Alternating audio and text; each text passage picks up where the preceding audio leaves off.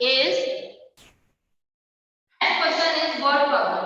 Question number 1. A farmer sells wheat for 2058 rupees and 25 पैसा. एक जो फार्मर जो है किसान वीट मतलब गेहूं जो है उसको बेचता है कितने रुपए में 2058 रुपीज एंड 25 पैसा एंड कॉर्न फॉर 1154 रुपीज 50 पैसा और कॉर्न को कितने रुपीज में बेचता है ठीक है 1154 रुपीज 50 पैसा for how much money he has sold total grain तो टोटल ग्रेन कितने रुपए में उसने बेचा है अगर टोटल लिखा हुआ है तो एज यू ऑल नो कि we will do add in this question okay हम लोग इस क्वेश्चन में क्या करेंगे ऐड करेंगे तो first we will write the statement okay question number 1 is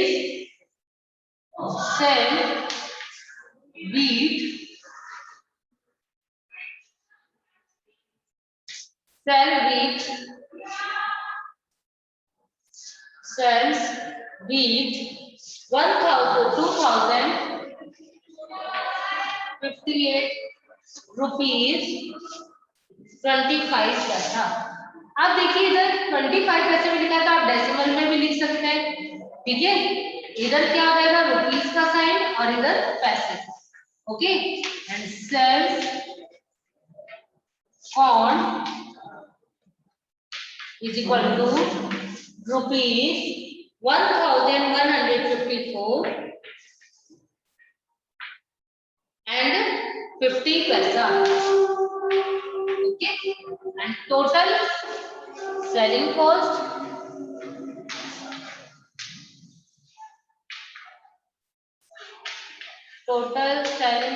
is equal to first of all you will write the column of rupees and other column is paisa okay so now 2058 rupees 25 paisa and 1154 rupees 50 paisa then we will add 5 plus 0 5 5 plus 2 7 then decimal 8 plus 4 12 का 2 carry of 1 5 plus 5 10 plus 1 11 carry of 1 1 plus 1 2 2 plus 1 3 so 3212 rupees 75 पैसा okay wheat की जो cost थी बेचने वाली वो हमने लिखी नेक्स्ट कॉस्ट ऑफ कॉर्न ठीक है उसके बाद टोटल सेलिंग कॉस्ट ठीक है सेलिंग कॉस्ट मतलब जो जितने रुपए में टोटल उसने कमाया है बेच करके ठीक है तो उन सब दोनों को हमने क्या करा दिया ऐड कर दिया okay now next question number 2 a shopkeeper ran to market with 8575 rupees a shopkeeper मतलब एक दुकानदार जो है वो मार्केट गया जब उसके पास रुपीस कितने थे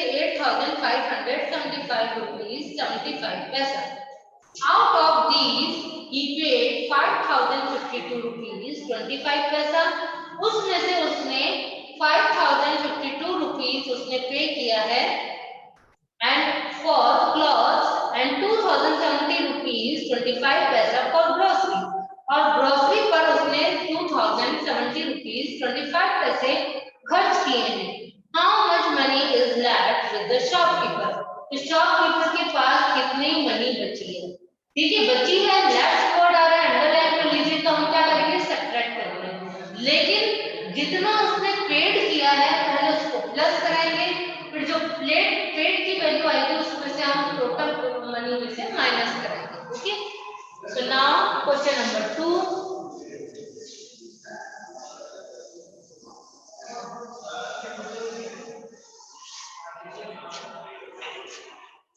Question number 2 is a shopkeeper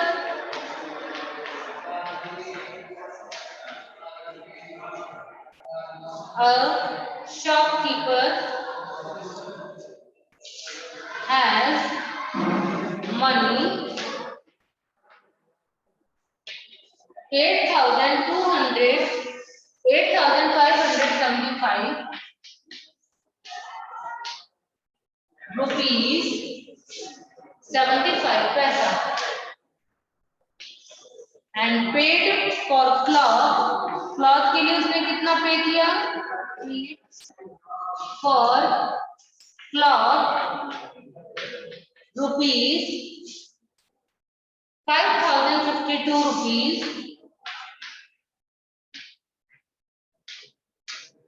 5052 rupees 25 paisa.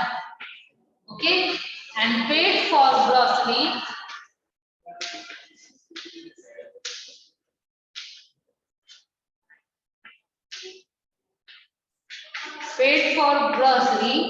rupees 2070 rupees decimal 25 पैसा. ओके अब हम क्या करेंगे पहले इन दोनों को प्लस कराएंगे टोटल पेड मनी या आप लिख सकते हैं पेड मनी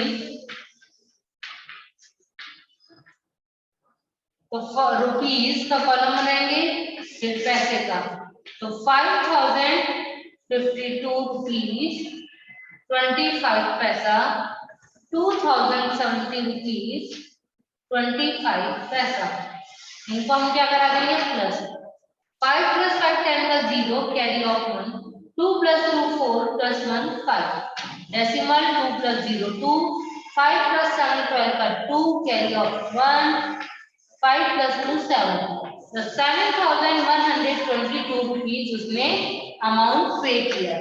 ठीक है अब इसके बाद हम क्या करेंगे जो टोटल मनी है टोटल मनी कितनी है हमारे पास 8575 रुपीस तो इसमें से हम क्या करेंगे लेफ्ट मनी मतलब क्या कितने रुपीस उस शॉपकीपर के पास बचे तो left money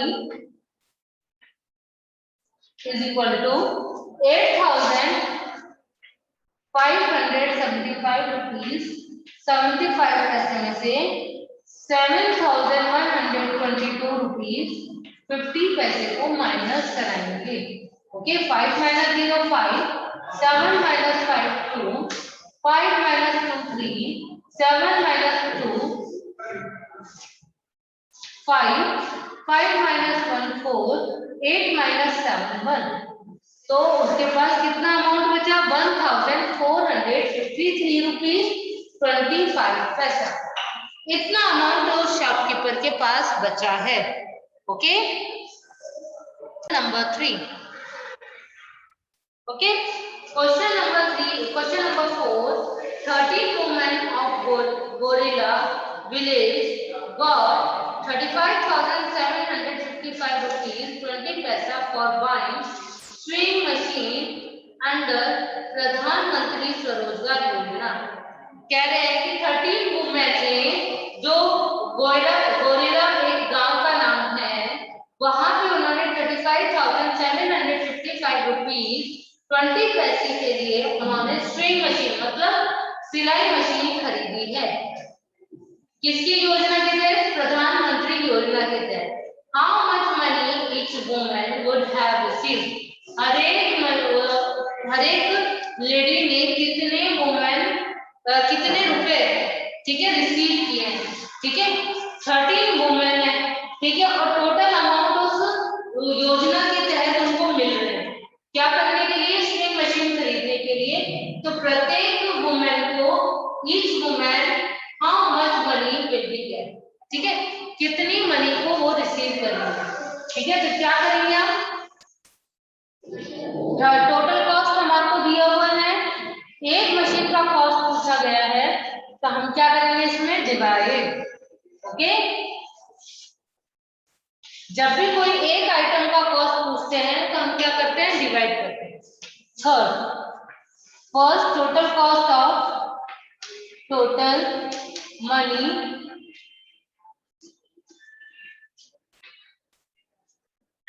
total money 35,755 rupees 20 पैसा. ठीक है इतने रुपीस और पैसा दिया हुआ है. Number of women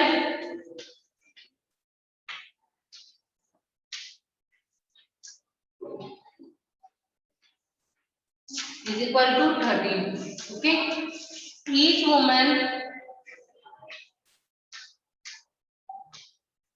get money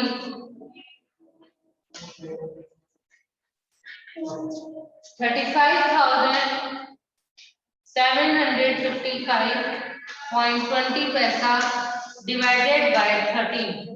13 का हम क्या करेंगे, डिवाइड करेंगे. तो 35,755.20 पैसे में 13 का डिवाइड करेंगे. You know 3 is a lesser value from 13. We will take a second digit. The 35 make the number 35. 13 1 जा 31. 13 1 जा 13. 13 2 जा 26. 13 3 जा 39. तो 2 टाइम जाएगा. 13 2 जा 26. 5 में से 6 माइनस में होता है 1 borrow 15 and 3 replaced by 2. 15 minus 6 9 0. Next digit 7. तो 97. 13 7 जा 91. 13 8 जा 104. तो 13 7 जा 91. 7 minus 1 6 0. Next is 5. 65. 13 3 जा 39. 13 4 जा 52. 13 5 जा 65. ओके, तो 5 टाइम्स डिवाइड जाएगा. 13 5 जा 65. 0. 65 में से 65 गए 0. अब आप देखेंगे नेक्स्ट डिजिट उतारेंगे. मैं यहाँ पे कर रही हूँ. नेक्स्ट डिजिट हम क्या उतार रहे हैं 5. बट आप देख रहे हो कि 5 में 13 का डिवाइड नहीं जाएगा, तो हम एक 0 लगाएंगे. नेक्स्ट डिजिट लिखेंगे 2. ओके, और इसके बाद डेसिमल भी आ जाएगा. ठीक है, तो 52. 13 4 जा 52. तो 4 टाइम 0. अब नेक्स्ट डिजिट क्या है लास्ट 0. 0 में डिवाइड नहीं जाता, तो यहाँ पे भी 0. तो हर एक ईच वुमेन प्रत्येक लेडी को कितना मिलेगा 2750 रुपीज 40 पैसा. ठीक है, तो हमें इसी तरीके से इसको सॉल्व करना है.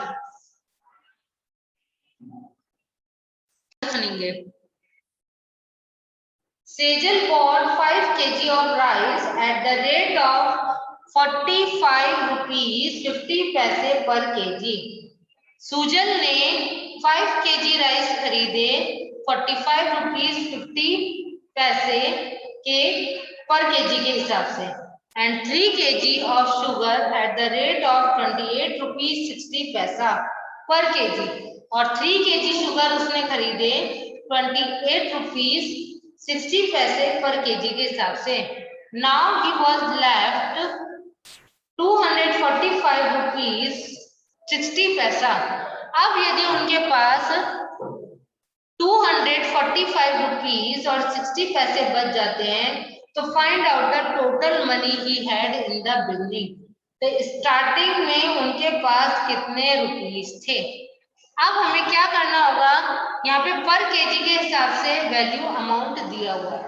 ठीक है, तो हम क्या करेंगे इसके अंदर 5 केजी के हिसाब से 5 केजी राइस खरीदे हैं, तो हमें पहले 5 केजी की वैल्यू निकालनी होगी. 3 केजी शुगर खरीदा है, तो पहले 3 केजी की वैल्यू निकालनी होगी. ठीक है, तो हम इसी तरीके से करते हैं. देखिए नेक्स्ट क्वेश्चन. पहले हम इनको अगर 1 केजी की रेट दी हुई है और ज्यादा का पूछा है, तो हम उस केस में क्या करते हैं multiply. Okay,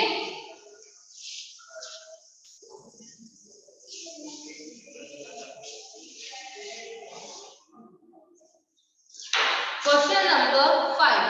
Susan bought 5 kg of rice. Okay, Susan bought 5 kg of rice.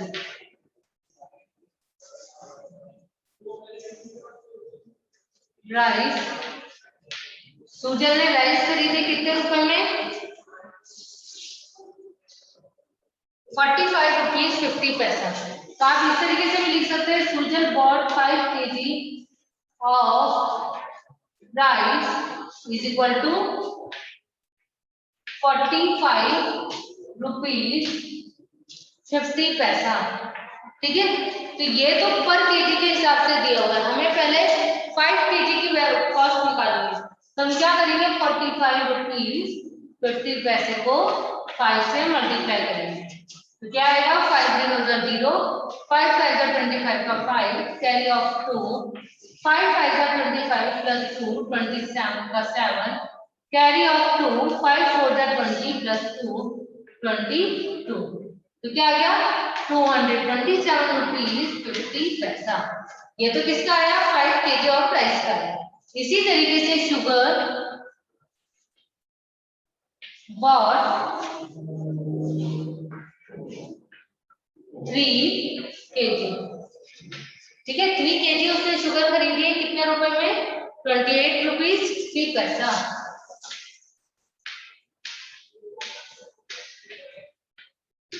Okay, तो टोटल कॉस्ट निकालेंगे 28 रुपीज 60 पैसा मल्टीप्लाई बाय 3। तो मल्टीप्लाई करेंगे, 3 0 0, 3 6 18 का 8, कैरी ऑफ 1, 3 8 24 प्लस 1 25 का 5, कैरी ऑफ 2, 3 2 6 प्लस 2 8। तो हमारे पास जो शुगर हो गई है वो 85 रुपीज 80 पैसे की होगी, ठीक है। और ये लास्ट में कह रहा है, ये तो अभी अमाउंट निकल के आया है, find out the total, now he was left 245 rupees 60 पैसा। अब यदि उसके पास लेफ्ट मनी कितनी है, लेफ्ट मनी 245 रुपीज 60 पैसा।